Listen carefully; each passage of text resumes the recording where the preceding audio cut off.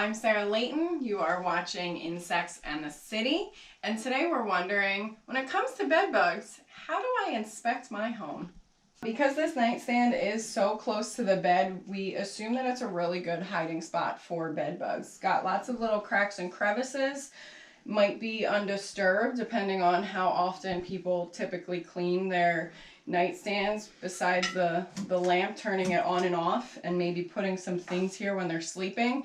They might not necessarily move things around a lot and those decorations could go undisturbed. So first thing I'm going to do is take everything off of the nightstand and give it a look. Check the lamp, make sure there's nothing on there.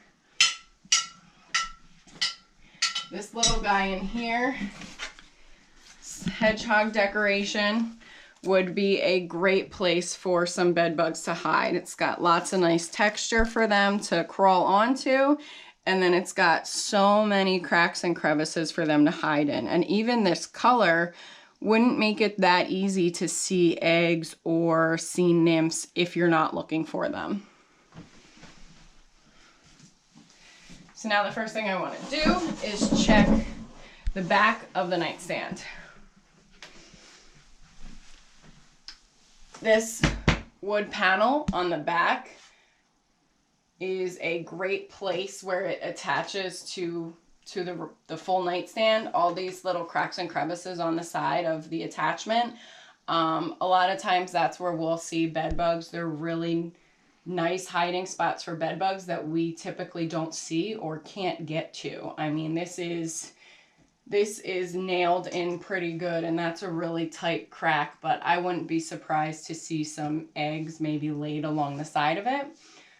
On this wood, those eggs would be pretty easy to see because they're that nice translucent white.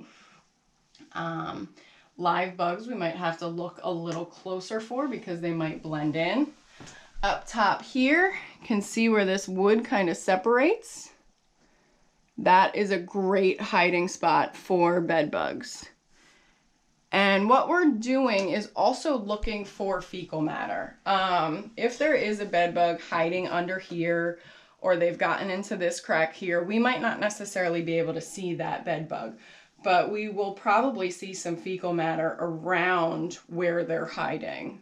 Here we don't see any, but that is typically what we would be looking for if we're not finding the live bugs themselves, because we know they like to hide. That's why we need to do these intense visual inspections for them, because they like to hide in the smallest of places. So now that we've checked the back, we can go ahead and flip this. It really just depends on what's more comfortable for you when you want to check it. Somebody might want to flip it all the way down just to get an easier look in there. So I'm going to check all the same kind of cracks and crevices where the wood meets the wood in here.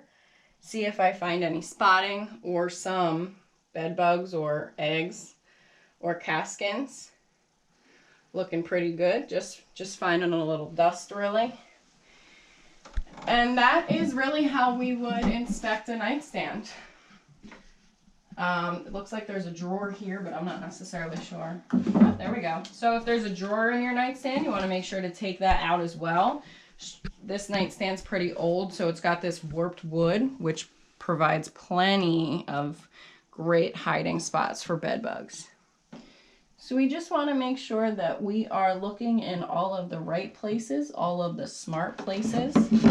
Can get this drawer out. We can see these holes in here where the handle would be are really great places to hide and lay some eggs. So now we have checked the nightstand. We've really done a good job. As you can see, a nightstand, it doesn't really look like there's a lot going on this nightstand. Not a lot of cracks and crevices on the surface, but when you really start looking, you realize that all those spots where the wood meets wood, we think they're touching, but when you start looking, they're really not. And those are really great places for these, flat bugs to hide and lay eggs. And if we don't know what we're looking for, or if we're not looking in the right places, then a lot of times we're just not going to see them. So let's move on to the upholstered chair.